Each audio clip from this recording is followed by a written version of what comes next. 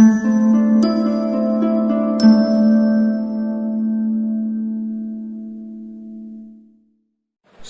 ஆண்டவரே, ஸ்தோத்திரம் ஐயா, ஸ்தோத்திரம் தகப்பனே, நாங்கள் உங்களை துதிக்கிறோம். ஹல்லேலூயா. நன்றி தகப்பனே, நன்றி ஆண்டவரே, ஸ்தோத்திரம் ஸ்தோத்திரம் ஸ்தோத்திரம். இந்த மட்டும் காத்த எபினேசரே, இனிமேலும் காக்கும் யெகோவாயிரே. இந்த மட்டும் காத்த எபினேசரே, இனிமேலும் காக்கும் யெகோவாயிரே. இந்த வருடத்தின் நாட்களிலே உம்மை ஸ்தோத்தரித்து போற்றிடுவோம், உம்மை ஸ்தோத்தரித்து போற்றிடுவோம். ஸ்தோத்தரிப்போம் நாமே துதிகளுடனே, ஆர்ப்பரிப்போம் அன்பரேசுவை. அல்லேலூயா. ஸ்தோத்தரிப்போம் நாமே துதிகளுடனே, ஆர்ப்பரிப்போம் அன்பரேசுவை. ஆமென். அல்லேலூயா. இந்த மட்டும் காத்த எங்கள் எபனேசரே, நாங்கள் துதிக்கிறோம். இனிமேலும் காக்கும் எங்கள் இம்மானுவேலே, நாங்கள் துதிக்கிறோம். இனிமேலும் காக்கிற எங்கள் யெகோவாயிரே, நாங்கள் துதிக்கிறோம். இனிமேலும் எங்களோடு கூட இருக்கிறவர் இம்மானுவேலே, நாங்கள் துதிக்கிறோம் துதிக்கிறோம். இருந்தவரும் இருக்கிறவரும் வரப்போகிறவருமாகிய எங்கள் தேவனாகிய கர்த்தாவே, இந்த காலவழியிலே நாங்கள் உமக்கு நன்றி செலுத்துகிறோம், நன்றி செலுத்துகிறோம். இந்த காலவழியை கர்த்தர் ஆசீர்வதிக்கும்படியாக நாங்கள் செபிக்கிறோம். தொடர்ந்து உடைய கரம் எங்களோடு கூட இருக்கட்டும், தடைகள் எல்லாம் விலகட்டும். உடைய நாம மகிமைப்படும்படிக்கு நாங்கள் செபிக்கிறோம். நீர் பெருகவும் நாங்கள் சிறுகவும் செய்யும் எல்லா தடைகளும் இயேசுவின் நாமத்திலே விலகி போகட்டும். எங்கள் ஒவ்வொருவருடைய ஆவி ஆத்மா சரீரத்தையும் மனது மாம்சத்தையும் உச்சந்திலிருந்து உள்ளங்கால் வரைக்கும் ரத்தத்தினாலே வைத்துக் கொள்ளும், பாதுகாத்துக் கொள்ளும். இயேசுவின் நாமத்தில் செபிக்கிறோம் எங்கள் ஜீவனுள்ள நல்ல பிதாவே. ஆமென், ஆமென். கர்த்தருடைய நாமம் மகிமைப்படுவதாக நாம் ஒரு சில பாடல்களை பாடி கர்த்தருடைய நாமத்தை மகிமைப்படுத்தலாம். கிருபையால் நிலைநிற்கிறோம் என்கிற பாடல் நம்மளால் சேர்ந்து பாடி கர்த்தருடைய நாமத்தை மகிமைப்படுத்தலாம். இதுவரைக்கும் நம்மை நடத்தினது தேவ கிருபை. வேதம் சொல்லுகிறது, நாம் நிர்மூலமாகாத இருப்பது தேவ கிருபை என்று சொல்லி. மெய்யாகவே கர்த்தருடைய கிருபை ஒன்றே இதுவரைக்கும் நம்மையும் நம்முடைய குடும்பங்களையும் நம்முடைய சபையையும் ஊழியத்தையும் நடத்தி வந்ததற்காய் கர்த்தருக்கு நன்றி செலுத்துவோம். நன்றி சொல்லி இந்த பாடல் நம்ம எல்லாரும் பாடலாம். கிருபையால் நிலை நிற்கின்றோம் என்கிற பாடலை அவருடைய கிருபையை எண்ணி பாடி கர்த்தருடைய நாமத்தை மகிமைப்படுத்தலாம். கிருபையால் நிலை நிற்கிறோம், தேவ கிருபையால் நிலை நிற்கிறோம், கிருபையால் நிலை நிற்கிறோம், தேவ கிருபையால் நிலை நிற்கிறோம். கிருபை கிருபை கிருபை கிருபை கிருபை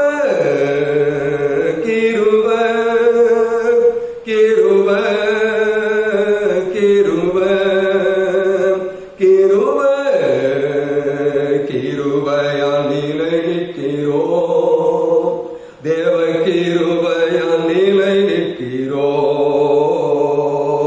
கிருபையால் நிலை நிற்கிறோம், தேவ கிருபையால் நிலை நிற்கிறோம். பெயர் சொல்லி அழைத்தது உங்க கிருபை, பெரியவனாக்கியதும் உங்க கிருபை. பெயர் சொல்லி அழைத்தது உங்க கிருபை, பெரியவனாக்கியதும் உங்க கிருபை.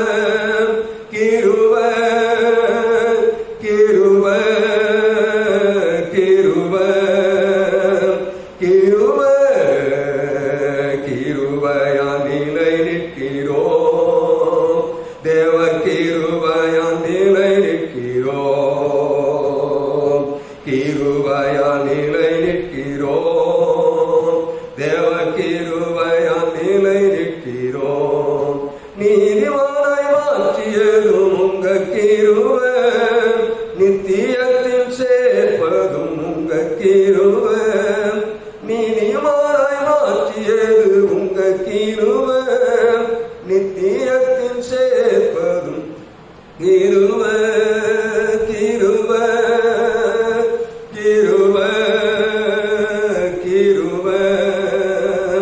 கிருபை கிருபை கிருபை கிருபை கிருபை கிருபையா நிலை நிற்கிறோம் தேவ கிருபையா நிலை கிருபையா நிலை நிற்கிறோம் தேவ கிருபையா நிலை நிற்கிறோம் கட்டுகளை நீக்கியது உங்க கிருபை காயங்களை கட்டியது உங்க கிருபை கட்டுகளை நீக்கியது உங்க கிருபை காயங்களை கட்டியதும் உங்க கிருபை கிருபை கிருபை கிருபை கிருபை கிருபை கிருபை கிருபை கிருபை கிருபையா நிலை நிற்கிறோம் தேவ கிருபையா கிருபையா நிலை நிற்கிறோம் தேவ கிருபையா நிலை நிற்கிறோம் வல்லமையை அழித்தது உங்க கிருபை வரங்களை கொடுத்ததும் உங்க கிருபை வல்லமையை அழித்தது உங்க கிருபை வரங்களை கொடுத்ததும் உங்க கிருபை கிருபை கிருபை கிருபை கிருபை கிருபை கிருபை கிருபை கிருபை கிருபையா நிலை நிற்கிறோம் தேவ கிருபையா நிலை நிற்கிறோம் ஆமென் கிருபையை கொண்டாடுகிறோம் தேவ கிருபையை கொண்டாடுகிறோம் கிருபையை கொண்டாடுகிறோம் தேவ கிருபையை கொண்டாடுகிறோம் கிருபை கிருபை கிருபை கிருபை ஆமென் இந்த வருஷத்தின் 5 மாதங்களையும் கடந்து வருவதற்கு தேவன் தந்தது அவருடைய கிருபை நம்முடைய பலத்தினால் அல்ல நம்முடைய திறமையினால் அல்ல ஆண்டவருடைய கிருபையினாலே நாம் கடந்து வந்திருக்கிறோம் லாக்டவுன் அறிவிக்கும் கிட்டத்தட்ட இன்றைக்கு 65-66 நாட்களாக ஆகிவிட்டது வேலை இல்லை வருமானங்கள் இல்லை தொழில் இல்லை எந்த ஒரு விதமான உதவியும் இல்லை ஒத்தாசையும் இல்லை ஆனால் வேதம் சொல்லுகிறது எனக்கு ஒத்தாசை வரும் பர்வதங்களுக்கு நேராய் என் கண்களை ஏறெடுப்பே வானத்தின் பூமி உண்டாக்கிற கர்த்தரிடத்தில் எனக்கு ஒத்தாசை வரும் என்று சொல்லி சொன்ன தேவனுடைய வார்த்தையின்படியே சிங்கக்குட்டிகள் தாழ்ச்சி அடைந்து பட்டினியாயிருக்கும் கர்த்தரை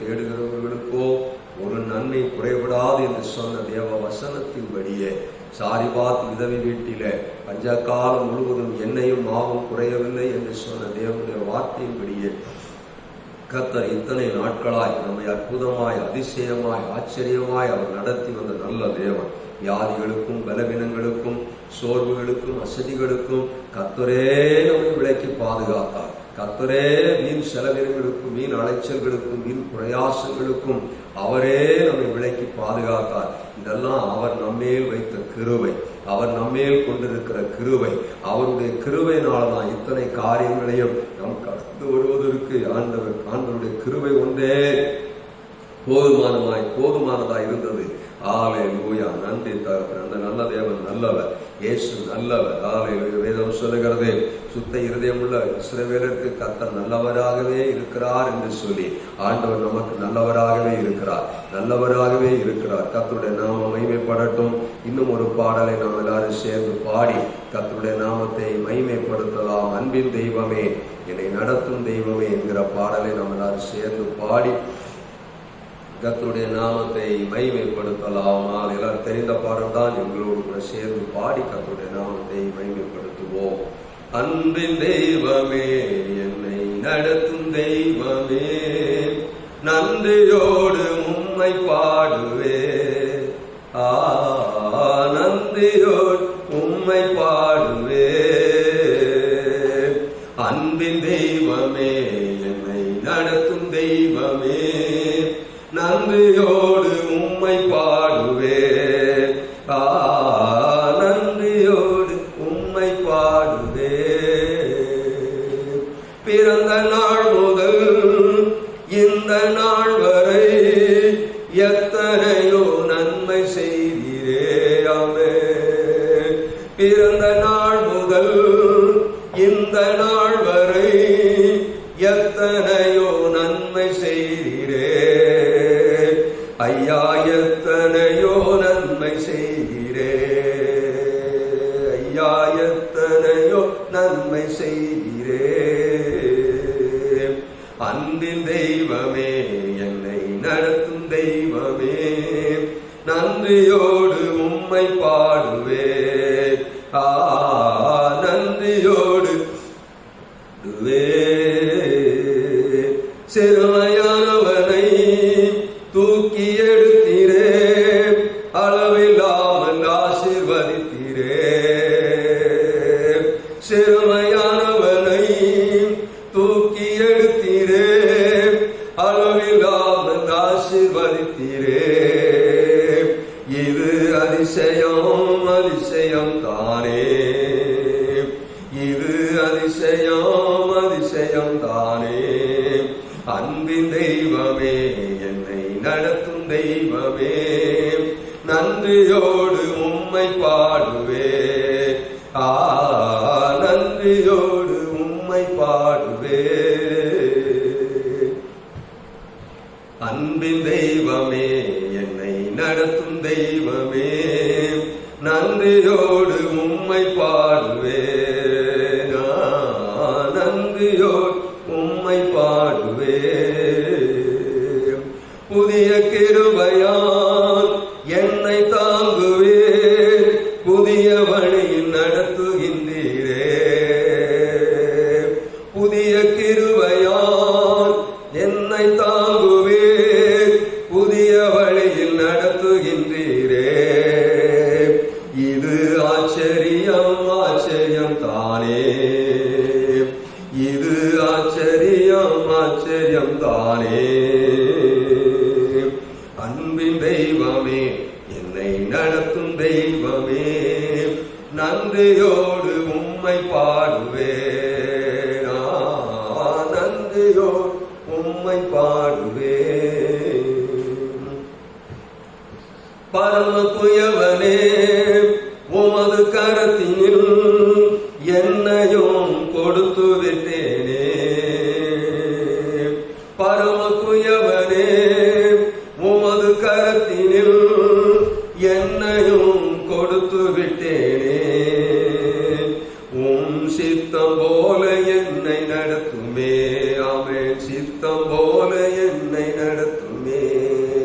அன்பின் தெய்வமே, என்னை நடத்தும் தெய்வமே, நன்றியோடு உம்மை பாடுவேன். நன்றியோடு உம்மை பாடுவேன். கண்களை மூடி ஆண்டவர் இத்தனை நாட்களை நம்மை நடத்தி வந்த பாதைகளை எண்ணி அவருக்கு நன்றி சொல்வோமா? முதல் வரி சொல்லுகிறது, அன்பின் தெய்வமே, என்னை நடத்தும் தெய்வமே, நன்றியோடு உம்மை பாடுவேன். பிறந்த நாள் முதல் முதல் சார்பு சொல்லுது, பிறந்த நாள் முதல் இந்த நாள் வரை எத்தனையோ நன்மை செய்கிறேன், எத்தனையோ நன்மை செய்கிறேன் என்று சொல்லி இந்த பாடல் வரிகள் சொல்லுகிறது. இதை உணர்ந்து எத்தனையோ நன்மை ஆண்டவர் செய்தார். பிறந்த நாள் முதல் இந்த நாள் வரைக்கும். இந்த வயசு ஒருவேளை 20 இருக்கலாம், 30 இருக்கலாம், 40 இருக்கலாம், 50 இருக்கலாம், 60 இருக்கலாம், அல்லது அதற்கு மேலும் இருக்கலாம். ஆனாலும் பிறந்த நாள் முதல் கொண்டு இந்த நாள் வரை தாயின் கருவிலே தாங்கினவர் தலைமுறை தலைமுறை வரைக்கும் ஆலை முதிர் வயது வரைக்கும் தாங்குவேன்னு சொன்ன ஆண்டவர் இதுவரைக்கும் அவர் தாங்கி வருகிறார். இதுவரைக்கும் நம்மை நடத்தி வருகிறார். இதுவரைக்கும் அவருடைய கிருபையினாலே நம்மை நடத்தி வருகிறார். அல்லேலூயா. வாழ்க்கையில எத்தனையோ மேடு பள்ளங்கள், வாழ்க்கையில எத்தனையோ போராட்டங்கள், எத்தனையோ பற்றாக்குறைகள், எத்தனையோ நிந்தைகள், எத்தனையோ அவமானங்கள், போராட்டங்கள் வந்தாலும் இன்றைக்கு வரைக்கும் நாம ஜீவனோடு இருப்பது, நிலைத்து நிற்பது, கர்த்தருக்குள் இருப்பது தேவ கிருபை. அல்லேலூயா. தேவன் நம்மே வைத்த அன்பு. ஹalleluya, ஹalleluya. நன்றி தகப்பனே. ஹalleluya. அன்பின் தெய்வமே, என்னை நடத்தும் தெய்வமே, நன்றியோடு உம்மை பாடுவே. நன்றியோடு உம்மை பாடுவே. அன்பின் தெய்வமே, என்னை நடத்தும் தெய்வமே, நன்றியோடு உம்மை பாடுவே. நன்றியோடு உம்மை பாடுவே. பிறந்த நாள் முதல் இந்த நாள் வரை எத்தனையோ நன்மை செய்தீரே. பிறந்த நாள் முதல் இந்த நாள் வரை எத்தனையோ நன்மை செய்தீரே. ஐயா, எத்தனையோ நன்மை செய்தீரே. ஐயா, எத்தனையோ நன்மை செய்தீரே. அன்பின் தெய்வமே, என்னை நடத்தும் தெய்வமே, நன்றியோடு உம்மை பாடுவே. நன்றியோடு உம்மை பாடுவே. சிறுமையானவனை தூக்கி எடுத்தீரே, அளவில்லாமல் ஆசீர்வதித்தீரே. சிறுமையானவனை தூக்கி எடுத்தீரே, அளவில்லாமல் ஆசீர்வதித்தீரே. அதிசயம், அதிசயம் தானே. இது அதிசயம், அதிசயம் தானே. சொல்லுவோமா? புழுதிலிருந்தும் குப்பையிலிருந்தும் ஒன்றுக்கு உதவாத நம்மை எடுத்து ஆண்டவர் உன்னதத்தில் வைத்தார், உயர்த்தி வைத்தார், மேன்மைப்படுத்தி வைத்தார், ஆசீர்வதித்து வைத்திருக்கிறார். ஹalleluya, ஹalleluya. அவர் நம்மேல் அன்பு கூர்ந்தபடியினாலே எல்லாவற்றையும் நமக்காய் அவர் தந்தருளினார். ஹalleluya. ரஷக நமதரவ. ஹalleluya. இயேசுவே, நாங்கள் உம்மை நன்றியோடு கூட துதிக்கிறோம், துதிக்கிறோம் ஐயா. சொல்லுமா? சிறுமையான நம்மை எடுத்து அவர் தூக்கி உயர்த்தி வைத்திருக்கிற அந்த நல்ல தயவை எண்ணி ஹalleluya, ஹalleluya. சிறுமையானவனை தூக்கி எடுத்தீரே, அளவில்லாமல் ஆசீர்வதித்தீரே.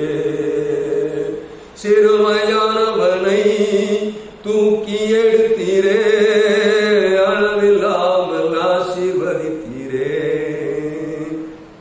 இது அதிசயம், அதிசயம் தானே. இது அதிசயம், அதிசயம் தானே. அன்பின் தெய்வமே, என்னை நடத்தும் தெய்வமே, நன்றியோடு உம்மை பாடுவே. நன்றியோடு உம்மை பாடுவே. நான் பிறந்த நாள் முதல் இந்த நாள் வரை எத்தனையோ நன்மை செய்தீரே. ஐயா, எத்தனையோ நன்மை செய்தீரே. பிறந்த நாள் முதல் இந்த நாள் வரை எத்தனையோ நன்மை செய்தீரே. ஐயா, எத்தனையோ நன்மை செய்தீரே. அன்பின் தெய்வமே, என்னை நடத்தும் தெய்வமே, நன்றியோடு உம்மை பாடுவே. நன்றியோடு உம்மை பாடுவே. ஹalleluya, ஹalleluya. நன்றி தகப்பனே. இயேசுவே, உமக்கு நன்றி என்று சொல்லுவோம். இதுவரைக்கும் நமக்கு ஜீவன் தந்த தேவனுக்கு நன்றி சொல்லுவோம். இதுவரைக்கும் சுகம் தந்த தேவனுக்கு நன்றி சொல்லுவோம். இதுவரைக்கும் விடுதலை தந்த தேவனுக்கு நன்றி சொல்லுவோம். இதுவரைக்கும் நம்மை போஷித்த தேவனுக்கு நன்றி என்று சொல்லுவோம். இதுவரைக்கும் பாதுகாத்த அந்த நல்ல தேவனுக்கு நன்றி என்று சொல்லுவோம். ஹalleluya. வேதம் சொல்லுகிறது, நன்றி அறிதல் உள்ளவர்களாயிருங்கள் என்று சொல்லி ஆண்டவர் நமக்கு செய்த நன்மைகளை இந்த காலங்களிலே எண்ணி ஒரு விஷயம் அவருக்கு நன்றி சொல்லுவோம், நன்றி சொல்லுவோம், நன்றி சொல்லுவோம். ஹல்லேலூயா. அவர் நமக்கு பாராட்டின நன்மைகள் ஏராளம், அவர் நமக்கு பாராட்டின நன்மைகள் அது தாராளம். ஹல்லேலூயா. ரமன ஷகரபா. ஹல்லேலூயா, ஹல்லேலூயா. நன்றி தகப்பனே, நன்றி தகப்பனே, நன்றி தகப்பனே. அவர் நம்மை பார்த்து பிழைத்திரு என்று சொன்னதினாலே இன்னைக்கு வரைக்கும் நம்ம பிழைத்திருக்கிறோம். அவர் நம்மை பார்த்து உன்னை ஆசீர்வதிக்கிறேன்னு சொன்னதினாலே இன்னைக்கு வரைக்கும் நாம் ஆசீர்வதிக்கப்பட்டிருக்கிறோம். ஹல்லேலூயா, ஹல்லேலூயா. நான் உன்னோடு கூட இருக்கிறேன் என்று சொன்னவர் இன்னைக்கு வரைக்கும் நம்மோடு கூட இருக்கிறபடினாலே நாம் பாதுகாப்பா இருக்கிறோம், சுகமா இருக்கிறோம். ஹல்லேலூயா. நன்றி சொல்லுவோம், அந்த நல்ல தேவனுக்கு நன்றி சொல்லுவோம். ஹல்லேலூயா, ஹல்லேலூயா, ஹல்லேலூயா.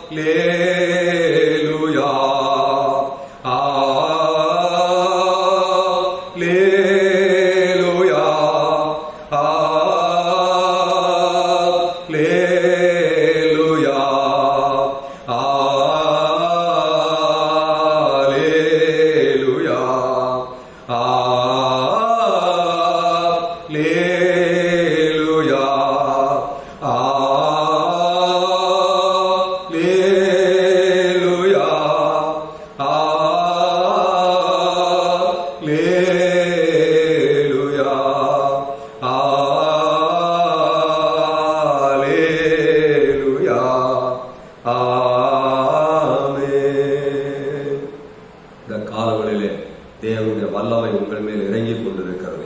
தேவனுடைய வல்லமை நம்மேல் இறங்கி கொண்டிருக்கிறது. தேவனுடைய கிருபை நம்மேல் இறங்கி கொண்டிருக்கிறது. தேவனுடைய மகிமை பனிச்சாரலாய் நம்மேல இறங்கி கொண்டிருக்கிறது. தேவனுடைய அபிஷேகம் நம்மேல இறங்கி கொண்டிருக்கிறது. தேவனுடைய ஆசீர்வாதம் நம்மேல இறங்கி கொண்டிருக்கிறது. ஹல்லேலூயா, ஹல்லேலூயா. நீங்கள் விசுவாசித்தால் தேவனுடைய மகிமையை காண்பீர்கள். நீங்கள் விசுவாசித்தால் தேவனுடைய அற்புதத்தை காண்பீர்கள். தேவனுடைய அற்புதம் உங்கள் மேல் இறங்கி கொண்டிருக்கிறது. தேவனுடைய ஆசீர்வாதம் நம்மேல் இறங்கி கொண்டிருக்கிறது. தேவனுடைய அதிசயம் நம்மேல் இறங்கி கொண்டிருக்கிறது. ஹல்லேலூயா. இன்னும் ஒரு விஷயம், இந்த கோரஸை பாடுவோம். அப்பொழுது தேவ கிருபை, தேவ வல்லமை, தேவ பலன், தேவனுடைய ஆசீர்வாதம், தேவனுடைய மகிமை உங்களை உங்கள் வீடுகளை நிரப்புகிறதை காண்பீர்கள். ஹல்லேலூயா, ஹல்லேலூயா. நாம் ஆராதிக்கிற தேவன் சமீபத்திற்கு மாத்திரமல்ல, தூரத்திற்கும் தேவனாய் இருக்கிறார். ஹல்லேலூயா. உண்மையாய் தம்மை தேடுகிறவர்களுக்கு அவர் மறு உத்தரவு அருளுகிற தேவன். ஹல்லேலூயா. தம்மை நோக்கி கூப்பிடுகிற காக்கை குஞ்சுகளுக்கும் அவர் நம்முடைய தேவன் செபத்தை கேட்கிறவர். ஹல்லேலூயா. நன்றி ஆண்டவரே. இக்கட்டு நாளில் அவரே அடைக்கலம், ஆபத்து காலத்தில் அவரே துணை. ஹல்லேலூயா. நன்றி ஆண்டவரே, நன்றி ஆண்டவரே, நன்றி ஆண்டவரே. ஹல்லேலூயா. நான் இஸ்ரவேலுக்கு பனியை போல் இருப்பேன் என்று சொல்லி வேதம் சொல்லுகிறது. தேவன் பனியை போல இஸ்ரவேலுக்கு இருப்பார் என்று சொல்லி வேதம் சொல்லுகிறது. இஸ்ரவேலராகிய உங்களுக்கும் எனக்கும், ஆவிக்குரிய இஸ்ரவேலராகிய நமக்கு தேவன் பனியை போல இறங்கி வருகிறார். தேவன் பனியை போல நம்மில் இறங்கி வருகிறார். தேவனுடைய மகிமை பனியை போல இறங்கி வருகிறது. தேவனுடைய வல்லமை பனியை போல இறங்கி வருகிறது. தேவனுடைய கிருபை நம்மேல பனியை போல இறங்கி வருகிறது. தேவ மகிமை நம்மேல் இறங்கி வருகிறது. ஹல்லேலூயா, ஹல்லேலூயா.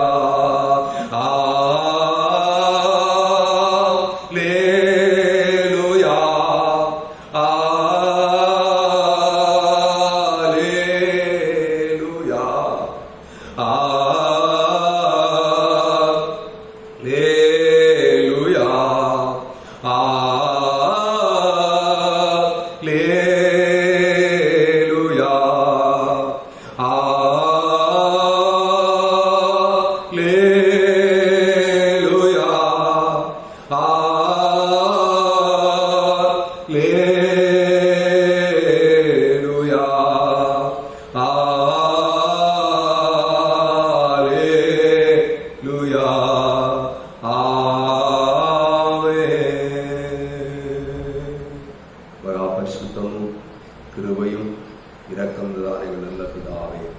இந்த காலங்களிலும் காயப்பட்ட கரத்தை நீட்டி எங்களை தொட்டு ஆசீர்வதிக்கிற நல்ல தயவுக்காய் நாங்கள் உங்களுக்கு நன்றி செலுத்துகிறோம்.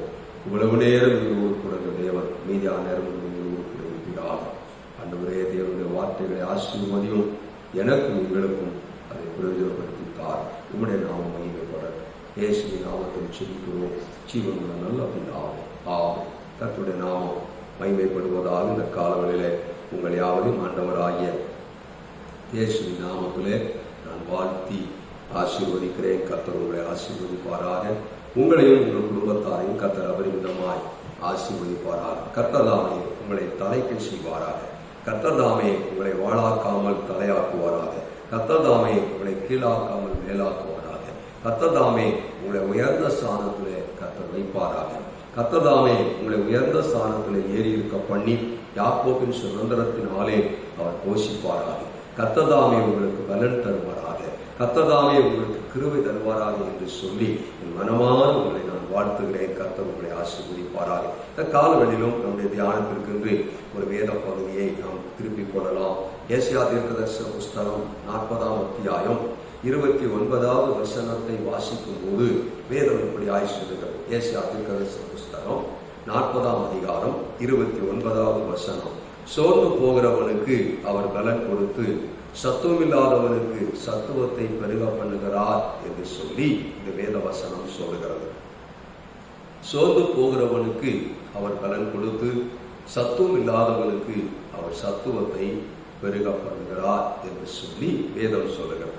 இந்த 2 பகுதி சொல்லுகிறது. முதல் பகுதி சோர்ந்து போகிறவனுக்கு அவர் பலன் கொடுத்து என்று சொல்லி சொல்லுகிறது. 2வது பகுதி சொல்லுகிறது சத்துவம் இல்லாதவனுக்கு சத்துவத்தை பெருக பண்ணுகிறவர் என்று சொல்லி வேதம் சொல்லுகிறது. இந்த காலங்களிலே முதல் பகுதியை நாம் தியானத்திற்கு எடுத்துக்கொள்ளலாம்.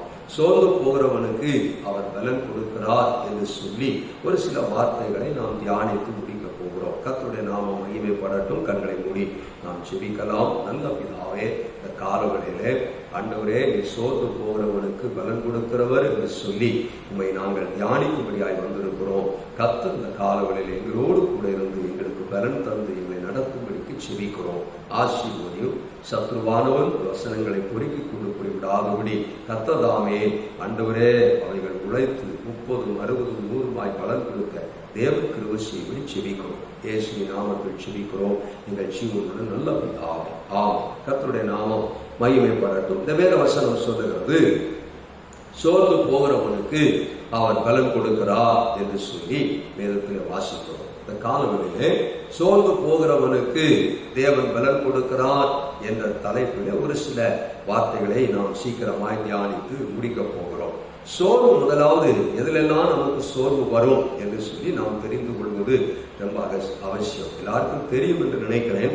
இருந்தாலும் நான் மறுபடியும் அதை உங்களுக்கு நினைப்பூட்ட விரும்புகிறேன். ஒன்று, நம்முடைய சரீரத்திலே சோர்வு வரும். சரீரத்திலே சோர்வு வரும். 2வது, நம்முடைய மனதிலே சோர்வு வரும். மனதிலே, ஆவியிலே, ஆத்மாவிலே ஒரு சோர்வு வரும். சரீரத்திலே நாம் பலவிதமான வேலைகளை சரீரத்திலே உழைக்கும் போது, சரீர பிரகாரமாய் உழைக்கும் போது, சரீரத்தில் இருக்கிற நம்முடைய சரீரத்தை உழைப்பதற்கு நாம் பயன்படுத்தும் போது நாம் சரீர உழைப்பின் நிமித்தம் நம்முடைய சரீரத்திற்கு சோர்வு வரும். இதை எளிதிலே மேற்கொண்டு விடலாம். கொஞ்ச நேரம் ரெஸ்ட் எடுத்தா அல்லது நம்ம கொஞ்சம் ரிலாக்ஸ் பண்ணிட்டோம்னா அந்த சோர்வு நீங்கிவிடும். இன்னொரு சோர்வு இருக்கிறது, மனதிலே, ஆத்மாவிலே, ஆவியிலே சோர்வு வரும். இது எப்படி வரும் அப்படின்னு சொன்னா பலவிதமான கவலைகள், பலவிதமான சஞ்சலங்கள், பலவிதமான குழப்பங்கள், பலவிதமான ஏமாற்றங்கள், தோல்விகள், பயங்கள், நிர்விசாரங்கள், இப்படிப்பட்டதான பலவிதமான நிந்தைகள், அவமானங்கள், ஏமாற்றங்கள், தோல்விகள் இவைகளெல்லாம் வரும்போது நம்முடைய உள்ளத்திலே சோர்வு உண்டாகிவிடும். அப்போது நமக்கே சந்தேகம், ஆண்டவர் நம்ம கூட தான் இருக்கிறாரா அல்லது என் ஜெபத்தை அவர் கேட்கிறதே இல்லையா? அநேகர் சொல்வதை நாம் கேட்டிருக்கிறோம். என் ஜெபத்தை மட்டும் கேட்க மாட்டேங்கிறாரியா அப்படின்னு சொல்லுவாங்க. சிலர் சொல்லுவாங்க எப்பயும் என் மனசுல கவலை இருந்துகிட்டே இருக்குன்னு சொல்லுவாங்க. அதனுடைய காரணம் என்ன அப்படின்னா அந்த உள்ளத்திலே இருக்கிற சோர்வு. இந்த உள்ளத்திலே ஒரு மனிதனுக்குள் சோர்வு வருமானால் அவனுடைய மொத்த சரீரமும் பாதிக்கப்பட்டு விடும்.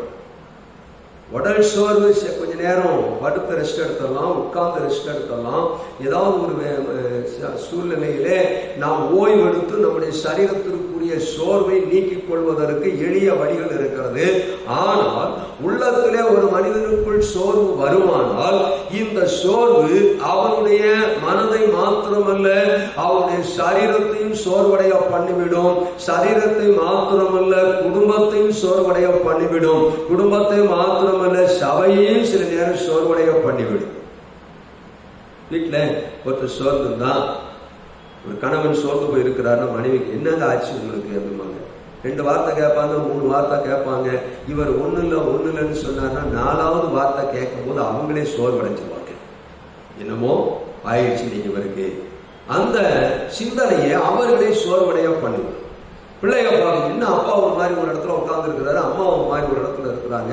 என்னமான்னு கேட்டா ஒண்ணும் இல்லை, நீ போ வேலையை பாரு அப்படிம்பாங்க. அப்பாவோட பையன் ஒண்ணும் இல்லம்மா நீ போய் வேலையை பாருமாம்பாங்க. இப்படி கேள்விப்படும் இந்த பிள்ளைகளை 2 தடவை 3 தடவை கேட்கும், ஏதோ நீங்க அப்பாவுக்கு அம்மாவுக்கு ஆயிடுச்சு அப்படின்னு அந்த பிள்ளைகளும் தன்னுடைய உற்சாகம் குறைந்து சோர்வடைந்து விடுகிறதை பார்க்கிறோம். அதுதான் சபைக்குள்ளே நடக்கும். கர்த்தருடைய நாம மகிமைப்படட்டும். அப்போ ஒரு மனிதனுக்குள்ள வெளிப்பிரகாரமான சோர்வை எளிதிலே நீக்கி விடலாம். ஆனால் உள்ளான மனுஷனிலே இருக்கிற சோர்வு ஆண்டவர் தான் நீக்க முடியும். ஆண்டவர் தான் நீக்க முடியும்.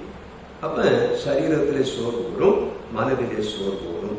2வது ஒரு காரியம், செபத்திலே சோர்வு வரும். ஆண்டவர் சொல்றாரு புதிய ஏற்பாட்டிலே சுவிசேஷங்களில வாசிக்கும் போது சோர்ந்து போதாமல் செபிங்கள் சொன்னார். அப்ப செபத்திலையும் சோர்வு வரும், செபத்திலையும் சோர்வு வரும். இத்தனை வருஷமா ஜெபம் பண்றேன், என் ஜெபத்துக்கு பதிலே கிடைக்கல அப்படிங்கிற ஒரு எண்ணம் சோர்வை உண்டாக்கும். இத்தனை வருஷமா இந்த ஆலயத்துக்கு போறேன், எனக்கு ஒண்ணுமே நடக்கல அப்படிங்கிற ஒரு எண்ணம் உருவாகும். நீங்க அந்நாளை நீங்கள் வாசித்தால் 1 சாமுவேல் புஸ்தகத்துல முதல் 1, 2, 3 அத்தியாயங்களை பார்த்தா எத்தனை வருஷம் சீலோவில் இருக்கிற அந்த ஆலயத்துக்கு போனான்னு தெரியல. வேதம் சொல்லுகிறது அந்த குடும்பத்தை குறித்து வருஷந்தோறும் வழியிட்டு அவங்க வருஷம் போனாங்க. எத்தனை வருஷம் போனாங்கன்னு தெரியல. எத்தனை வருஷமா வெளினாலும் அவருடைய பிள்ளைகளும் இவளை மனமடிவாக்குனார்கள் தெரியல. அவன் என்ன நினைச்சிருப்பா, யோசித்து பாருங்க. அவன் நினைச்சிருப்பா, போகும்போதெல்லாம் இந்த ஆலயத்துக்கு தானே வர்றேன், இத்தனை வருஷமா வந்துகிட்டு இருக்கிறேனே, இத்தனை வருஷமா நான் வழி செலுத்தி கொண்டுதானே இருக்கிறேன், இத்தனை வருஷமா ஆண்டவருக்கு காணிக்கை செலுத்தி கொண்டுதானே இருக்கிறேன், ஆனா என் மனசுல இருக்க சோர்வு மாறலையே அப்படின்னு அவர் சொல்லியிருக்கோம். நினைத்திருப்போம், நிச்சயமா நினைத்திருக்கோம். 2வது ஆலயத்தில் வந்து செபிக்கிறார், கர்த்தருக்கு பலன் கொடுக்கிறார். ஆனாலும் எத்தனை வருஷம் வந்தாலும் தெரியல, எத்தனை வருஷம் வந்தாலும் தெரியல. அப்ப செபத்திலே ஒரு சோர்வு நமக்கு உண்டாகும். செபத்திலே சீசர்களை இயேசு அழைத்துக் கொண்டு கெத்செமனே தோட்டத்துக்கு போனார்.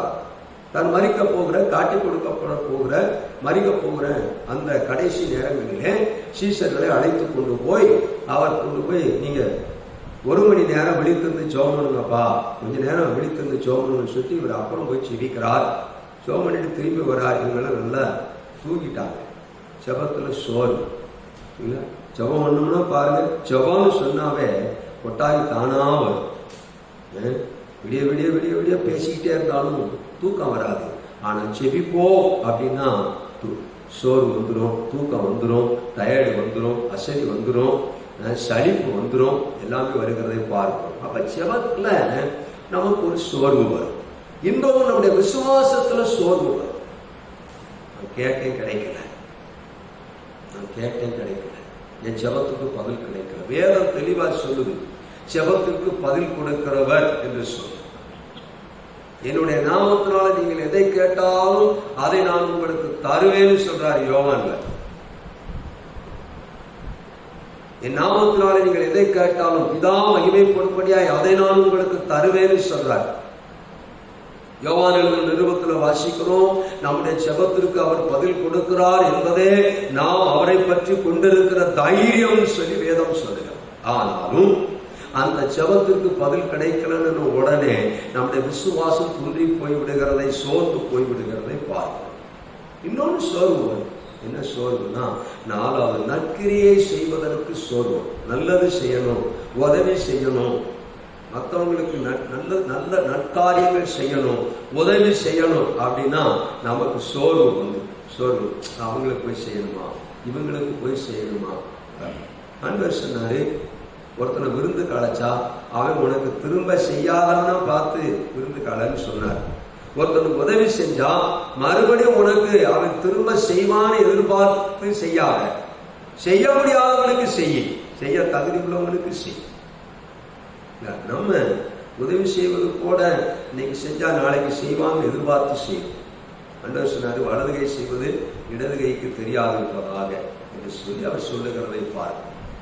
இல்லைன்னா உதவி செய்வது தார கம்பட்டெல்லாம் அடிச்சு நான் செஞ்சேன் அப்படின்னு ஊரே சொல்லிட்டு வருவாங்க. இல்லைங்களா? அப்படி இல்லை. கர்த்தருடைய நாமம் மகிமைப்படட்டும். தேவனுடைய பிள்ளைகள் ஒருவருக்கு ஒருவர் உதவி செய்கிறவர்களாய் இருக்க வேண்டும் என்று சொல்லி வேதம் சொல்கிறது. நற்காரியங்கள் செய்வதிலே நாம் சோர்ந்து போய்விடக்கூடாது. கொர்நேலியுவை குறித்து வேதம் சொல்லுகிறது. அப்போஸ்தலர் 10ஆம் அதிகாரத்தில் வாசிக்கும் போது வேதம் தெளிவாய் சொல்லுகிறது, அவன் நான் நற்காரியம் செஞ்சேன், தானும் தர்மம் பண்ணினேன் அப்படின்னு அவன் சொல்லவே இல்லை. அவன் செபித்துக் கொண்டிருக்கிறான். பரலோகத்திலிருந்து தேவதூதன் இறங்கி கொர்நேலிய இடத்துல சொல்றான், கொர்நேலியுவே, உன் ஜெபங்களும் உன் தான தர்மங்களும் தேவ சந்நிதியில வந்து நினைவூட்டுதலாய் இருந்ததுன்னு சொல்லி தேவதூதன் வந்து சொல்றான். கொர்நேலி சொல்லல, நான் அவனுக்கு கொடுத்த ஆண்டவரே, இவனுக்கு கொடுத்த ஆண்டவரே, நான் அவங்களுக்கு உதவி செஞ்ச ஆண்டவரே, இவங்களுக்கு உதவி செஞ்ச ஆண்டவரே, எல்லாம் உங்க நாமத்தினால்தான் செஞ்சேன்னு கொர்நேலி சொல்லல. தேவதூதன் வந்து சொல்லுகிறான், கொர்நேலியுவே, உன் ஜெபங்களும் உன் தான தர்மங்களும் தேவ சமூகத்துல நினைப்பூட்டுதலாய் இருந்ததுன்னு. அப்ப நாம் மற்றவர்களுக்கு உதவி செய்ய கடமைப்பட்டிருக்கிறோம். இல்லாதவர்களுக்கு, ஏழைகளுக்கு உதவி செய்ய கடமைப்பட்டிருக்கிறோம். அதே நேரத்தில் அந்த உதவி செய்வதற்கு நாம் ஒரு நாள் சொல்லணும், இவங்களுக்கு கொடுக்கணுமா அவங்களுக்கு கொடுக்கணுமா. சிலர்லாம் சொல்லுவாங்க, தனக்கு மிஞ்சினது தான் தானும். அதுக்கு பேரு தானும் கிடையாது. உள்ளதுல இருக்கிற 100 ரூபாயில 5 ரூபாய் கொடுக்கறது பெரிய தானம் கிடையாது. 5 ரூபாய் தான் இருக்கு எனக்கு அப்படின்னா அதுல 2 ரூபாய் கொடுத்தா அது பெரிய தானம். இருக்கிறத கொடுக்கிற பெரிய விஷயம் இல்லைங்க. ஏழை விதவை குறித்து ஆண்டவர் இயேசு சொன்னார், காணிக்கை கொடுக்கும். எல்லாரும் போட்டாங்க, எல்லாரும் பார்த்துக்கிட்டே இருந்தாங்க. எல்லாரும் போடுறது காணிக்கை பக்கத்தில் போயிட்டு பார்த்துக்கிட்டே இருந்தாங்க. ஒரு ஏழை விதவை வந்தா 2 காசை போட்டா. உடனே ஏசு சொல்றாரு பாருங்க, நெத்தி அடியா, எல்லாரும் காட்டணும், இவ போட்டதான் அதிகம். 1000 ரூபாய் போட்ட வந்துருப்பாங்க, 500 ரூபாய் போட்ட வந்துருப்பாங்க. ஆனா 2 காசு போட்டவன சொல்றாரு. ஒருத்தருக்கு ஒன்றும் புரியல. அப்ப சொன்னாரு, நீங்கள் எல்லாரும் உங்களிடத்துல இருந்ததுல எடுத்து போட்டீங்க, ஆனா இவளுக்கு இருந்ததையே போட்டுட்டான். அடுத்த நேரத்துக்கு என்ன செய்யணும் தெரியல, அதையே போட்டு விட்டால் என்று சொல்லி வேதம் சொல்லுது. சரி, அப்ப நற்கிரியை செய்வதற்கு நம்ம வாழ்க்கையில சோர்வு வரும். அது சோர்வு வராம பார்த்து கொள்ள வேண்டும் என்று சொல்லி வேதம் சொல்லுது. யாருக்கு ஆண்டவர் இந்த சோர்விலிருந்து விடுதலை தருவாருன்னா வேதம் சொல்லுது. அதே 40ஆம் அத்தியாயம் 27ஆவது வசனத்துல முதல் 2 வார்த்தை சொல்லி, யாக்கோபே இஸ்ரவேலே. இஸ்ரவேலுக்கு, யாக்கோபுக்கு ஆண்டவர் பலன் தருவார் என்று சொல்லி வேதம் சொல்லுது. சரி, இந்த காலவெளியில இந்த பலனை எப்படி பெற்றுக்கொள்வது என்று சொல்லி ஒரு சில வார்த்தைகளை நாம் வேகமாய் தியானித்து முடிக்க போறோம். கர்த்தருடைய நாமம் மகிமைப்படுவது. முதலாவது, அதே ஏசாயா 40ஆம் அத்தியாயம் 31வது வசனத்தை வாசிக்கும் போது வேதம் சொல்லுகிறது, இப்படியாய் சொல்லுகிறது, கர்த்தருக்கு காத்திருக்கிறவர்களோ புதுபலன் அடைந்து கழுகுகளை போல செட்டைகளை அடித்து எழும்புவார்கள். அவர்கள் ஓடினாலும் இளைப்படையார்கள், நடந்தாலும் சோர்ந்து போவார்கள். அப்ப முதலாவது ஒரு சோர்வில் இருந்து நமக்கு பலன் கிடைக்க வேண்டும் என்று சொன்னால், சோர்வை நீங்க வேண்டும் என்று சொன்னால், கர்த்தர் எப்படி பலன் தருகிறார் என்று சொன்னால், கர்த்தருக்கு காத்திருக்கும் போது புது பலன் அடைந்து, நேர்த்திருந்த பலன் இல்ல, இன்னைக்கு புது பலனை. யோசுவாவின் புஸ்தகத்தில் வாசிக்கும் போது காலேப் யோசுவாவின் இடத்துல வந்து சொன்னான், காலேபும் யோசுவாவும் தான் இஸ்ரவேல் மக்களுக்காக உளவு பார்க்கும்படியாய் கானான் தேசத்துக்குள்ள போனவங்கள அவங்க 2 பேரும் உண்டு. 10 பேர் ஒரு விதமா சொன்னாங்க, இந்த 2 பேர் நற்காரியங்களை கொண்டு ஒரு செய்தியை கொண்டு வந்தவங்க. இந்த காலேபினிடத்துல மோசே இருக்கிற காலத்துல நான் உனக்கு அந்த மலை தேசத்தை தருவேன் ஒரு வாக்கு பண்ணியிருந்திருக்கிறார். மோசே இப்ப மரித்து போனா, யோசுவாவுடைய நாட்களுக்கு வந்தாச்சு. இப்ப யோசுவாவின் இடத்துல இந்த காலேப் வந்து சொல்றான், நல்லா கவனிச்சீங்கன்னா காலேப் வந்து சொல்றான், யோசுவாவே மோசே எனக்கு இந்த மலை தேசத்தை வாக்கு பண்ணினார், நான் போய் அந்த மலை தேசத்தை யுத்தம் பண்ணி அதை நான் பிடித்து சுதந்திரித்துக் கொள்வேன் சொல்லி சொல்றான். எனக்கு 40 வயசுல இருந்த அந்த பலன் இன்னைக்கு எனக்கு 80 வயசு ஆயிடுச்சு, குறையல. அதான் கர்த்தர் தருகிற பலன். நேற்று இருந்த பலன் இல்ல, இன்றைக்கு புது பலனை தருகிறான். நேற்று இருந்த அபிஷேகம் இல்ல, இன்றைக்கு புதிய அபிஷேகத்தை தருகிறான். நேற்று இருந்த கிருபை இல்ல, இன்னைக்கு ஆண்டவர் புதிய கிருபையை தருகிறார். நேற்று இருந்த வல்லமை இல்ல, இன்னைக்கு புதிய வல்லமையை தருகிறார். நேற்று சுட்ட அப்பம் பழைய அப்பம், இன்றைக்கு புது அப்பத்தை உங்களுக்கு தருகிறார். மன்னாவை குறித்து வேதம் சொல்லுகிறது, ஒவ்வொரு நாளும் ஃப்ரெஷ்ஷா கொடுத்தாரு ஆண்டவர் இஸ்ரவேல் மக்களுக்கு. நேற்று பொறுக்கி மீறி வச்சா புழுவும் பூச்சியுமா மாறி கெட்டு போயிடும். ஆனா ஒவ்வொரு நாளும் அவங்களுக்கு ஃப்ரெஷ்ஷா கொடுக்கிறார் பாருங்க. அதுதான் தேவன் கொடுக்கிற பலன். அது எப்ப தர்றார் அப்படின்னா, கர்த்தருக்கு காத்திருக்கிறவர்களுக்கு, ஜெபத்திலே காத்திருக்கிறவர்களுக்கு, துதியின் மூலமாய் காத்திருக்கிறவர்களுக்கு, தேவன் என்ன பேசுவார் என்று காத்திருக்கிறவர்களுக்கு, மணிக்கணக்காய் ஜெபத்திலே கர்த்தர் எனக்கு எதையாவது செய்ய மாட்டாரா சொல்ல மாட்டாரா என்று காத்திருக்கிறவர்களுக்கு. இன்னைக்கு எல்லாமே அவசர கதிக்கு வந்துட்டோம். சாப்பாடு எடுத்துங்க, ஃபாஸ்ட் ஃபுட், எல்லாமே அவசரம் அவசரம் அவசர உலகத்துக்கு வந்துட்டோம். ஜெபமும் அப்படிதான் இருக்கு. நம்ம சொல்றோம்ல, இந்த சுருக்கமான ஜெபத்திற்கு பெருக்கமான பதிலை தார். சொல்லுவாங்க, கேட்டதும் கேட்க மறந்ததும். கேட்க மறந்துட்டாரா அவர் தருவார். இவர் சுருக்கமா ஜெபம் பண்ணாரா அவருக்கு வேலை இல்லையா நிறைய தருவார். அப்படின்னு நம்ம நினைக்கிறோம். தேவனுடைய பிள்ளைகள் எதுல வளர்ந்திருக்கிறோமோ இல்லையோ, ஜெபத்துல வளரணும்.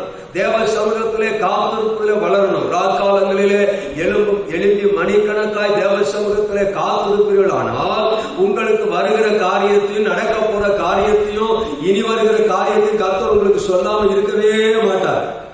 கர்த்தருடைய நாம மகிமைப்படட்டும். அப்ப ஒரு தேவனுடைய பிள்ளை முதலாவது தேவ சமூகத்துல காத்திருக்க தெரிய வேண்டும், ஜெபத்திலே காத்திருக்க வேண்டும். கர்த்தர் யாக்கோபு சொல்றான், என்னை ஆசீர்வதித்தால் ஒழிய உம்மை நான் போக விட மாட்டேன் என்று சொல்லி ஒரு இரவெல்லாம் போராடி இருக்கிறான். இரவெல்லாம் உலக பிரகாரமான ஒரு ஆசீர்வாதத்தை பெற்றுக் கொள்வதற்கு, ஒரு பாதுகாப்பை பெற்றுக் கொள்வதற்கு, தன் ஜீவனை காத்துக் கொள்வதற்கு ஒரு இரவெல்லாம் ஒரு மனுஷன் போராடியது உண்டானால், ஒரு தேவனுடைய பிள்ளை, ஆவிக்குரிய தேவனுடைய பிள்ளைகளாகிய நீங்களும் நானும் கர்த்தர் எனக்கு என்ன செய்ய போகிறார் என்பதை காணும்படிக்கு, கேட்கும்படிக்கு, அதை பெற்றுக் கொள்ளும்படிக்கு பல இரவுகள் காத்து கிடக்க வேண்டியது அவசியம். எப்போதும் ஜெபிக்கிறோம், ஒரு நிமிஷம் ஜெபம் இல்லைங்க, மணிக்கணக்காய் அவர்களுடைய சமூகத்தில் காத்திருக்கிறோம். வேதம் இங்கே சொல்லுகிறது, காத்திருக்கிறவர்களோ புது பலனை. யாருக்கு காத்து? கர்த்தருக்கு காத்து. அன்பர்களுக்கு எதையாவது சொல்ல மாட்டார். ஒரு சிறுமியை குறித்து ஒரு சாட்சி நான் கேள்விப்பட்டேன். நேரவர்கள் அதிகமாக நான் சொல்றேன். அந்த சிறு பிள்ளை ஒரு நாள் இப்படி ஆயிடுச்சு, அரை மணி நேரம் ஜெபிப்பேன். அவரிடத்துல பேசிக் கொண்டிருந்த தேவ மனுஷன் கேட்டா, எவ்வளவு நேரமா ஜெபம் பண்ணுவேன்? அந்த பிள்ளை டக்குன்னு ஒரு பதில் சொன்னான், ஆண்டவர் என் கூட பேசுற வரைக்கும் நான் ஜெபிச்சுக்கிட்டே இருக்கேன். அதுதாங்க காத்திருக்கிறேன், அதுதான் காத்திருக்கிறேன். கர்த்தர் பேசுற வரை, கர்த்தர் சொல்ற வரை. யாக்கோபு நீங்க நல்லா அது வாசித்து பாருங்க. என்ன ஆசீர்வதிக்கிறேன்னா நான் விட மாட்டேன். அவர் சொல்றாரு, பொழுது விடிய போதுப்பா, நான் போகலை, என்ன விட்டுருங்கிறார். என்ன சொல்றேன், அதெல்லாம் முடியாது, என்னை ஆசீர்வதிச்சாதான் விடுவேன். அதாங்க காத்திருக்கு. ஜெபத்துல எனக்கு நீங்க பேசணும், என் கூட பேசணும். என்னைக்கு வந்து என்ன செய்ய போறீங்க, நான் என்ன செய்யணும், நான் உங்களுக்காக என்ன செய்யணும், நீர் எனக்கு என்ன செய்ய போகிறேன், நான் என்ன சொல்லணும், என்ன சிந்திக்கணும், இது ஒவ்வொன்றையும் ஆண்டவருடைய சமூகத்திலே காத்து கடந்து நீங்களும் நானும் இருப்போமானால் கர்த்தர் புது பலனை தருவார், வழியை காட்டும். அப்ப முதலாவது பலனை, சோர்வு நீங்குவதற்கு பலனை எப்படி பெற்றுக்கொள்ள வேண்டும் என்று சொல்லி காத்திருக்க வேண்டும். அந்த வசனம் சொல்லுது, புதுபலன் அடைந்து கழுகை போல செட்டைகளை அடித்து எழும்புவார்கள். அவர்கள் ஓடினாலும் இளைப்படையார்கள், நடந்தாலும் சோர்ந்து போதார்கள் என்று சொல்லி வேதம் சொல்கிறார். அப்ப கர்த்தருக்கு காத்திருக்கிற ஒரு மனுஷன் தான் பலனடைய முடியும். கர்த்தருக்கு காத்திருக்கிற ஒரு தேவனுடைய பிள்ளைதான் பலனை பெற்றுக் கொள்ள முடியும்.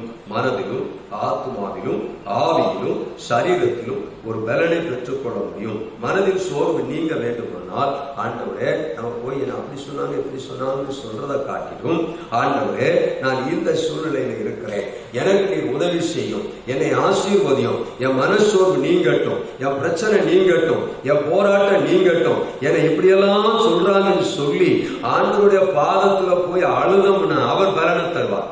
அண்ணாலே மறுபடியும் நான் உங்களுக்கு நினைப்பூட்டுகிறேன், எத்தனை வருஷம் அப்படி பலவீனமா, எத்தனை வருஷம் அப்படி சோர்வுக்குள்ள இருந்தாலும் தெரியல, இப்போ ஒன்றை கண்டுபிடித்தார். தேவனுடைய சீலோவில் இருக்கிற இந்த தேவாலயத்திலே போய் நான் கண்ணீர் விட்டு அழுது அவர் என்னை ஆசீர்வதிக்கும்படி கேட்டார், எனக்கு அற்புதம் செய்வார் என்று சொல்லி அவன் அறிந்தபடினாலே இப்ப ஆலயத்துக்குள்ள வந்தா, முழங்கால் போட்டா, உட்கார்ந்தா, ஆண்டவருடைய சமூகத்திலே கண்ணை மூடினா, கர்த்தரை நோக்கி பார்த்தா, ஏலியா பார்க்கல, எல்கானாவை பார்க்கல, பெனினால பார்க்கல, அங்கிருந்த லேவியர்களை பார்க்கல, ஆசாரியர்களை பார்க்கல, வேலையாட்களை பார்க்கல, ஒருத்தரையும் பார்க்கல. இப்ப கர்த்தரை மட்டும் தன் மனக்கண் முன்பாக கொண்டு அந்த இடத்தை விட்டு போக மாட்டேன்னு சொல்லி அவர் கண்ணீர் விட்டார், கதறினார். சத்தம் வெளியே வரல, அவருடைய உதடுகள் அசைந்தது, கண்ணீர் மாலை மாலையாய் வந்தது. ஆனாலும் கர்த்தருடைய இருதயத்தின் ஏக்கத்தை, அவருடைய காத்திருக்கிற சூழ்நிலையை கண்டு தேவன் அவரை கடாட்சித்தார் என்று சொல்லி வேதம் சொல்லுகிறது. அந்த தேவன் இன்றைக்கு ஜீவனோடு கூட இருக்கிறார். ஆகவே கர்த்தருக்கு நாம் காத்திருக்கும் போது ஆண்டவர் புது பலனை தருகிறார் என்று சொல்லி வேதத்திலே வாசிக்கிறோம். இன்னொரு காரியத்தை எப்போது நாம் புது பலனை பெற்றுக்கொள்ள முடியும் என்று சொன்னால் 2 நாளாகமம் 20ஆம் அத்தியாயம் 1-5 வசனங்களை வாசிக்கும் போது யோசபாத்தை குறித்து வேதத்திலே வாசிக்கிறோம். நான் 5வது வசனத்தை மட்டும் வாசிக்கிறேன். அப்பொழுது யோசபாத் கர்த்தருடைய ஆலயத்திலே புது பிரகாரத்து முகப்பிலே யூதா ஜனங்களும் எருசலேமியரும் கூடின சபையிலே நின்று அவன் செபிக்கிற ஒரு செபத்தை குறித்து அங்கே வாசிக்கிறோம். அங்கே நாம் வாசிக்கிற 1 முதல் 5 வசனங்களை வாசித்தால் அவன் செபிக்கிறதை பார்க்கிறோம். முதல் வசனம் சொல்லுது, மோவா புத்திரரும் அம்மோன் புத்திரரும் அவர்களுடைய அம்மோனியருக்கு அப்புறத்தில் இருக்கிற மனுஷரும் கூட யோசபாத்துக்கு விரோதமாய் யுத்தம் பண்ண வந்தார்கள். இப்ப 3 விதமான ராஜாக்கள், 3 விதமான சேனை, 3 விதமான மக்கள், 3 விதமான எதிரிகள், 3 விதமான சத்துருக்கள், பலத்தவர்கள், பலம் கொண்டவர்கள், திடமுள்ளவர்கள், தைரியம் உள்ளவர்கள், ஏராளமான இராணுவத்தை உடையவர்கள், யுத்த ஆயுதங்களை தரித்தவர்கள், யுத்த கவசங்களை தரித்தவர்கள் இப்ப வர்றாங்க. யோசபாத்துக்கு விரோதமாய், யூதாவுக்கு விரோதமாய் வருகிறார்கள். யூதா ஜனங்கள் மிகவும் கொஞ்சமான பேர், யூதா ஜனங்கள் மிகவும் கொஞ்சமான மக்கள். இப்ப வந்திருக்கிற சேனையும் 3 ராஜாக்களுடைய சேனைகள், ஏராளமான சேனை வந்திருக்கு. இப்ப என்ன செய்ய தெரியல. ஒருத்த வந்து சொன்னா, யோசபாத் ராஜாவே நதிக்கு அப்புறத்துல ஏராளமான ஜனங்கள் யுத்தத்துக்கு வந்து அணிவகுத்து இருக்கிறாங்கன்னு சொல்லி சொன்ன உடனே இவன் வேதம் சொல்லுது, அவன் பயந்து, பயம் வந்துருச்சு. எல்லாரையும் கூட்டினான். என்ன செய்ய தெரியல. அவன் ஒன்றை கற்றுக்கொண்டான், ஒன்றை செய்ய ஆரம்பித்தான். என்னன்னா, இதுக்கு ஒரே ஒரு வழி, தேவ சமூகத்துல போய் செபிப்பதை தவிர வேற வழி இல்லை. அவனுக்கு நல்லா தெரிந்தது, பலம் உள்ளவனுக்காகிலும் பலனற்றவனுக்காகிலும் உதவி செய்வது அவருக்கு லேசான காரியம். சிறு கூட்டத்துக்கு ஆனாலும் பெரிய கூட்டத்துக்கு ஆனாலும் உதவி செய்வது அவருக்கு லேசான காரியம் என்று அவன் நன்றாய் அறிந்திருந்தபடினாலே இப்ப போய் தேவனுடைய ஆலயத்துல சபையை கூடி வர செய்து, ஜனங்களை கூடி வர செய்து அவன் நின்று செபித்ததாக வேதம் சொல்லுகிறது. ஜெபித்த உடனே என்ன நடந்துச்சு அப்படின்னா, நீங்க 13வது வசனத்தையும் 14வது வசனம் 15வது வசனத்தை வாசிக்கும் போது கர்த்தர் அதன் சபை நடுவே, ஜனங்களின் நடுவே ஒரு மனுஷனை எழுப்பினார். வேதம் சொல்லுங்க 14வது வசனத்தை வாசிக்கும் போது, அப்பொழுது சபையின் நடுவில் இருக்கிற மத்தனியாவின் குமாரனாகிய ஏலியின் மகனான பெனாயாவுக்கு பிறந்த சகரியாவின் புத்திரன் யகாசியல் என்னும் ஆசாப்பின் புத்திரில் ஒருவனான லேவியின் மேல் கர்த்தருடைய ஆவி இறங்கினதினால் அவன் சொன்னது. இப்ப ஜோமன்னாங்க. ஜோமன்ன உடனே ஒரு லேவி கோத்திரத்தை சேர்ந்த ஒரு மனிதன் மேல கர்த்தருடைய ஆவியானவர் இறங்கி சொல்றாரு. நீங்க கீழே அடுத்த வாசிங்கன்னா தெரியும், யோசபாத்தே நீ பயப்படாத, திடம் கொண்டு தைரியமாயிரு, சொல்லுகிறதை பார்க்கிறோம். அப்ப செபிக்கிற ஒரு மனுஷனுக்கு தான் கர்த்தர் பலனை தருவார். 2 சாமுவேல் புத்தகம் 3ஆம் அத்தியாயம் நினைக்கிறேன், வேதம் சொல்லுகிறது தாவீது வர வர பலத்தான். அது எதை குறிக்கிறது? சரீர பலத்தை குறிக்கிறது. இந்த யோசபாத்துக்கும் கர்த்தர் இப்பொழுது சரீர பலத்தை கொடுத்தார். ஞானமா ஆண்டவர் செய்றார் பாருங்க. இவங்க செபிக்க ஆரம்பிச்சாங்க, வழி ஆண்டவர் காட்டுறார். செபிக்க ஆரம்பிச்சாங்க, தான் என்ன செய்ய போறது கர்த்தர் காண்பித்தார். செபிக்கிற ஒரு மனுஷனுக்கு தாங்க ஆண்டவர் வழியை காட்டுவார். காத்திருக்கிறவனுக்கு, செபிக்கிறவனுக்கு கர்த்தர் தம்முடைய வழியை காட்டுவார். தாம் தெரிந்து கொள்ளுகிற வழியை, தான் செய்ய போகிற காரியத்தை செபிக்கிறவனுக்கு தான் கர்த்தர் காட்டுவார். உதாரணத்துக்காக நீங்கள் ஆபிரகாமை எடுத்து வாசிக்கலாம். செபிக்கிற ஒரு மனுஷனே தேவனுக்கு சிநேகிதனாய் மாற முடியும். செபிக்கிற ஒருவனுக்கு தான் தேவாதி தேவனும் சிநேகிதனாய் இருப்பார். சிநேகிதன் எல்லா காலத்திலும் சிநேகிப்பார் என்று நீதிமொழி சொல்லுகிறது. சிநேகிதன் ஒரு நாள் தன் உள்ளத்திற்குள் ஒன்றையும் மறைத்து வைப்பதில்லை. தாவீதை குறித்து, யோனத்தானை குறித்து நீங்கள் வாசிப்பீர்களானால் தாவீது சொல்றான், வேதம் சொல்லுது, ஸ்ரீயும் சிநேகத்தை காட்டிலும் வலியதுன்னு சொல்லுது. ஆண்டவன் நம்மளை அதை காட்டிலும் வேற நம்மளை நேசிக்கிறார். நாம அவரை நேசிப்போமானால் நாம் செபிக்க கற்றுக்கொள்ள வேண்டும். நம்ம இன்னும் செபத்துல வளரணும். செபிக்கிற ஒரு மனுஷனுக்கு தான் கர்த்தர் அற்புதத்தை செய்வார். செபிக்கிற ஒரு மனுஷன் தான் பரலோகத்திலிருந்து தேவனுடைய மகிமையை கொண்டு வருவார். செபிக்கிற ஒரு மனுஷன் தான் தேவனிடத்திலிருந்து அற்புதங்களை கொண்டு வர முடியும். செபிக்கிற ஒரு மனுஷன் தான் தேசத்திற்கு ஆசீர்வாதத்தை கொண்டு வர முடியும். செபிக்கிற ஒரு மனுஷன் தான் சபைக்கு ஆசீர்வாதத்தை கொண்டு வர முடியும். செபிக்கிற ஒரு மனுஷன் தான் பலனை பெற்றுக் கொள்ள முடியும். செபிக்கிற ஒரு மனுஷன் தான் மற்றவர்களை பலப்படுத்த முடியும். செபம் ரொம்ப முக்கியம். செபிக்கிற ஒரு மனுஷனுக்கு கர்த்தர் பலன் தருகிறார் என்று சொல்லி வேதத்தை வாசிக்கிறோம். 3வது அதே 4ஆவது நீங்க வாசித்தீங்கன்னா, துதிக்கும் போது தேவ பலன் இறங்குகிறது என்று சொல்லி பாருங்க. துதிக்கும் 3வது காரியம் சொல்லுகிறது. 20ஆம் அத்தியாயம் 21வது வசனத்தையும் 22வது வசனத்தையும் வாசிக்கும் போது, பின்பு அவன் ஜனத்தோட ஆலோசனை பண்ணி பரிசுத்தமுள்ள மகத்துவத்தை துதிக்கவும், ஆயுதம் அணிந்தவர்களுக்கு முன்னாக நடந்து போய் கர்த்தரை துதியுங்கள், அவர் கிருபை உள்ளதென்று கர்த்தரை பாடவும் பாடகரை நிறுத்தினார்கள். அவர்கள் பாடி துதி செய்ய தொடங்கின போது யூதாவுக்கு விரோதமாய் வந்து பதிவிருந்த அம்மோன் புத்திரரும் மோவாபியரும் சேயீர் மலை தேசத்தாரையும் ஒருவருக்கு விரோதமாய் ஒருவரை கர்த்தர் எழும்ப பண்ணினதால் அவர்கள் ஒருவரோடு ஒருவர் வெட்டுண்டு விழுந்தார்கள். எப்படி எனில், அம்மோன் புத்திரரும் மோவாபியரும் சேயீர் மலை தேசத்து குடிகளை சங்கரிக்கவும் அழிக்கவும் அவர்களுக்கு விரோதமாய் எழுப்பினார்கள். சேயீர் குடிகளை அழித்து தீர்ந்த போது தாங்களும் தங்களில் ஒருவரை ஒருவர் அழிக்கத்தக்க விதமாய் கை கலந்தார்கள். இப்ப எல்லாம் அழிக்கப்பட்டு போயாச்சு, எல்லா மனிதர்களும் செத்து போனார்கள் என்று சொல்லி வேதம் சொல்லுது. இப்ப இந்த லேவி கோத்திரத்தை சேர்ந்த ஒரு மனுஷன் எழுந்து செபித்த உடனே கர்த்தர் என்ன செய்யணும்னு விரும்புறாருன்னு சொல்லி கொடுத்தான். அதன்படி இந்த யோசபாத் செய்ய ஆரம்பிச்சார். ஏராளமான கூட்டம் யுத்தத்துக்கு அணிவகுத்து நிக்குது. இவங்க கொஞ்சம் கூட்டம் போறாங்க. இந்த கொஞ்ச கூட்டத்துக்கு முன்னாடி யோசபாத் செய்யறான், பாடுகிற பாடகர்களை நிறுத்தினான். எப்படின்னா, கர்த்தருடைய மகத்துவத்தை பாடவும் கர்த்தருடைய கிருபை என்றும் உள்ளதென்று பாடவும் பாடல்களை நிறுத்தினான். இப்ப இவங்க பாட்டு பாடிட்டு போறான். பாட்டு பாடிட்டு முன்னாடி போறான். கர்த்தரை துதிக்கிற மக்கள், கோகாத்தின் புத்திரர்கள், பாடகர்கள் எல்லாம் சேர்ந்து கர்த்தரை பாடிட்டு போறாங்க. பின்னால இருந்து யுத்த வீரர்கள் பின்னால் அணிவகுத்து போறாங்க. எதிரி பார்த்திருப்பான், பைத்தியக்காரங்களா நினைச்சிருப்பான். ஆனா நடந்த சம்பவம் என்னன்னா, இவங்க கர்த்தரை பாடி துதிக்க ஆரம்பிச்ச உடனே நான் நினைக்கிறேன், இந்த பின்னால போன யோசபாத்துடைய சேனையும் யோசபாத்து சேர்ந்து பாடியிருப்பான் கர்த்தரை. கர்த்தர் நல்லவர், கிருபை என்று உள்ளது என்று சொல்லி இவங்களும் சேர்ந்து பாடியிருப்பாங்கன்னு நினைக்கிறேன்.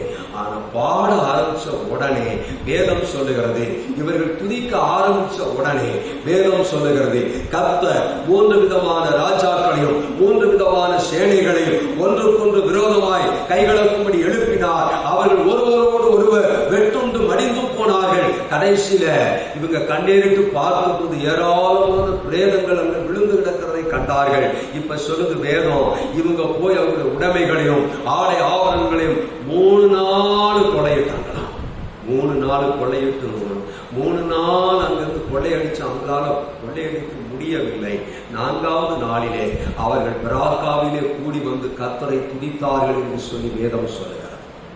அப்போ துதிக்கிற ஒரு மனுஷனுக்கு ஆண்டவர் தம்முடைய பலனை தருவார். பவுலையும் சீலாவை குறித்து அப்போஸ்தலர் நடவடிக்கைகள் புத்தகம் 16ஆம் அத்தியாயத்தில் வாசிக்கிறோம். அங்கே வேதம் சொல்லுகிறது, பவுலும் சீலாவும் கொலுமரத்திலே கட்டப்பட்டிருக்கிறார்கள். கட்டப்பட்டிருக்கிற அந்த சூழ்நிலையிலே அவர்கள் கர்த்தரை பாடி துதித்தார்கள். ஜெபம் பண்ணி கர்த்தரை பாடி துதித்த போது வேதம் சொல்லுகிறது, சிறைச்சாலையின் அஸ்திபாரம் எல்லாம் அசையும்படிக்கு பூமி மிகவும் குலுங்கிற்று. அதிர்ந்தது. கட்டுகள் எல்லாம் கலந்தது, கதவுகள் எல்லாம் திறந்தது என்று சொல்லி வாசிக்கிறோம். நமக்கு நம்முடைய ஆசீர்வாதத்தின் கதவுகள் திறக்க வேண்டுமானால், நம்ம வாழ்க்கையில குடும்பத்துல சத்துரு போட்டிருக்கிற அசைக்க முடியாத அஸ்திபாரங்களை அசைக்கணும்னா, பூமி குலுங்கணும்னா, அதிரணும்னா, கட்டுகள் எல்லாம் கலந்து போகணும்னா, கர்த்தரை பாடி துதிக்க ஆரம்பிக்கும் போது கர்த்தர் நமக்காய் இறங்கி யுத்தம் செய்கிறார். கர்த்தர் நமக்காய் அற்புதங்களை செய்வார். துதிக்க துதிக்க தான் அங்க கிருபை பெருகும். துதிக்க துதிக்க தான் தேவனுடைய வல்லமை பெருகும். துதிக்க துதிக்க தான் அற்புதம் நடக்கும். துதிக்க துதிக்க தான் தேவனுடைய உன்னத பலன் நம்ம மேல இறங்கி வரும். ஹல்லேலூயா. ஆகவே 3வது துதிக்கிற ஒரு மனுஷனுக்கு கர்த்தர் பலன் தருகிறார் என்று சொல்லி வேதம் சொல்கிறார். 4வது யாருக்கு பலன் தருகிறார்? கர்த்தருக்காய் ஊழியம் செய்கிறவனுக்கு, ஆத்துமாக்களை ஆதாயம் பண்ணுகிறவனுக்கு கர்த்தர் பலனை தருகிறார். கர்த்தர் பலனை தருகிறார். சுவிசேஷனுடைய கர்த்தருடைய நாமத்தை அறிவிக்கிற சுவிசேஷனுடைய பாதங்கள் எவ்வளவு அழகாயிருக்கிறது என்று சொல்லி வேதம் சொல்லுகிறது. அப்போஸ்தலர் 1:8 சொல்லுகிறது, நீ பரிசுத்த ஆவியானவர் உங்களிடத்தில் வரும்போது நீங்கள் பலனடைந்து யூதேயா, சமாரியா, எருசலேம், சகல பூமியின் சகல இடங்களுக்கு சென்று கடைசி பரியந்தம் சென்று சகல ஜனங்களுக்கும் சுவிசேஷத்தை அறிவிங்கள் சொன்னார். அந்த சுவிசேஷத்தை நீங்களும் நானும் அறிவிக்க ஆரம்பிப்போமானால், தேவ ஜனங்களுக்கு சுவிசேஷத்தை சொல்வோமானால், ஆத்மாக்களை ஆதாயம் பண்ணுவதற்கு நாம் முயற்சிப்போமானால், ஆத்மா ஆதாயம் செய்வோமானால், கர்த்தருக்காய் ஆத்மாக்களை ஜனங்களை கர்த்தருடைய கொண்டு வருவோமானால், கர்த்தர் உங்களுக்கும் எனக்கும் சரீரத்திலும் ஆத்மாவிலும் ஆவியிலும் ஒரு உன்னத பலனை, ஒரு நாள் குறையில்லாத பலனை, ஒரு நாள் சோர்ந்து போகாத பலனை, ஒரு நாள் குந்தி போகாத பலனை தருவதற்கு அவர் உண்மையுள்ள தேவனாய் இருக்கிறார். ஆகவே கர்த்தருக்காய் ஆத்ம ஆதாயம் செய்வோம். கர்த்தர் பெரிய காரியங்களை செய்வார். 4 காரியங்களினாலே கர்த்தர் நமக்கு பலன் தருகிறார். கர்த்தருக்கு காத்திருக்கிறவர்களுக்கு, செபிக்கிறவர்களுக்கு, துதிக்கிறவர்களுக்கு, ஆத்ம ஆதாயம் செய்கிறவர்களுக்கு ஆண்டவர் ஒவ்வொரு நாள் புது பலனை தருகிறார். கர்த்தர் சொன்னார், இந்த வருஷத்துல நமக்கு வாக்குத்தத்தம் பண்ணியிருக்கிறார். உனக்கு இருக்கிற இந்த பலத்தோட போ, உன்னை அனுப்புகிறது நான் அல்லவா. உனக்கு கொஞ்சம்தான் பலன் இருக்கு, கொஞ்சம்தான் பலன் இருக்கு. பயப்படாதீங்க, அந்த பலத்தோட போங்க. ஆண்டவர் உன்னத பலத்தினால் உங்களை எண்ணெய் நிரப்பி, கர்த்தர் உங்களை கொண்டு எண்ணெய் கொண்டு தேசத்திலே பராக்கிரமங்களை, உங்களை கொண்டு எண்ணெய் கொண்டு தேசத்திலே பெரிய காரியங்களை, அற்புதங்களை செய்வதற்கு அவர் வல்லமையுள்ளவராய் இருக்கிறார். அவருடைய வல்லமை ஒரு நாள் குறைந்து போகவில்லை. அவர் ஒரு நாள் வாக்கு மாறாதவர். நீங்க இருக்கிற பலத்தோட போங்க. எனக்கு பலம் இல்லைன்னு சொல்லாதீங்க, எனக்கு ஞானம் இல்லைன்னு சொல்லாதீங்க, எனக்கு பேச தெரியாதுன்னு சொல்லாதீங்க. நீங்க போங்க. கர்த்தர் உங்கள் வாயிலிருந்து அவர் பேசுவார், உங்கள் நாவிலிருந்து அவர் பேசுவார், உங்கள் கரங்கள் மூலமா அற்புதத்தை செய்வார். உங்கள் மனதிலே கர்த்தர் உங்கள் மனதிலே உங்களோடு கூட பேசுவார், புது பலனை தருவார். கர்த்தர் பெரிய காரியங்களை செய்வார். உங்களை கொண்டு அநேகரை ஆசீர்வதிப்பார். உங்களை உங்கள் குடும்பத்தை அவர் ஆசீர்வதித்து வர்த்திக்கப்படுவார். கர்த்ததாமே பெரிய காரியங்களை செய்வார். கண்களை மூடி செபிக்கலாம். ஆமென். ஹல்லேலூயா. நன்றி தகப்பனே, நன்றி தகப்பனே. ஹல்லேலூயா. புது பலன் தருகிறீர், புது எண்ணெய் பொழிகிறீர், புது பலன் தருகிறீர், புது எண்ணெய் பொழிகிறீர், கனிதரும் மரங்களாய் செழித்தோங்க செய்கிறீர், கனிதரும் மரங்களாய் செழித்தோங்க செய்கிறீர். நீங்க போதும் ஏசப்பா, உங்க சமூகம் எனக்கப்பா. உனக்கு இருக்கிற இந்த பலத்தோட போ. உன்னை அனுப்புகிறது நான் அல்லவா என்ற வாக்கு தத்தத்தின்படியே கர்த்தர் உங்களையும் என்னையும் அனுப்ப அவர் ஆயத்தமாய் இருக்கிறார். நீங்களும் நான் ஆயத்தமாய் இருப்போமானால், புறப்படுவதற்கு ஆயத்தப்படுவோமானால், ஒரு கூட்டத்தை ஆயத்தப்படுத்துவதற்கு தேவன் நமக்கு ஒவ்வொரு நாளும் புதுவரனை தருவாராக. பரிசுத்தமுள்ள நல்ல தேவனே, இந்த நல்ல நாளின் காலவனைக்கு நன்றி செலுத்துகிறோம். ஒரு புது பலன் காலவனிலே நீங்கள் வெளியிடுங்கள். ஆத்துமாக்களை ஆதாயம் பண்ணுகிறவன் ஞானவான் என்று சொல்லி வாசிக்கிறோமே. எங்களுக்குள்ள இருக்கிற பரிசுத்த ஆவியானவர் ஒவ்வொரு நாளும் புதுவரனை தந்து ஆத்துமாக்களை ஆதாயம் என்று கிருபையாக ஆசீர்வதியும். வசனத்தை கேட்ட ஒவ்வொரு வகையிலும் கிருபை இறங்குவதாக, புதுபலன் இறங்குவதாக, சோர்வுகள் பலவீனங்கள் எல்லாம் விலகி போவதாக இயேசுவின் நாமத்தினாலே கரங்கள் எல்லாரும் கொடுக்கிறேன். நீர் அவர்களை ஆசீர்வதி, இந்த நாமத்தினாலே ஆசீர்வதி. இயேசுவின் நாமத்தில் ஜெபிக்கிறோம் ஜீவனுள்ள நல்ல பிதாவே, ஆமென். என் ஆத்மாவே கர்த்தரை ஸ்தோத்திரி, என் முழுவதுமே பரிசுத்த நாமத்தை ஸ்தோத்திரி. என் ஆத்மாவே கர்த்தரை ஸ்தோத்திரி. கர்த்தர் செய்த சகல உபகாரங்களையும் பரவாயில்லை. நம்முடைய கர்த்தராகிய இயேசு கிறிஸ்துவின் கிருபையும் பிதாவாகிய தேவனுடைய அன்பும் பரிசுத்த ஆவியானவருடைய அன்பையும் ஐக்கியமும் பாதுகாப்பும் சமாதானமும் இன்றும் என்றும் எப்போதும் நம்மோடும் சகல பரிசுத்தவான்களோடு இருப்பதாக. ஆமென்.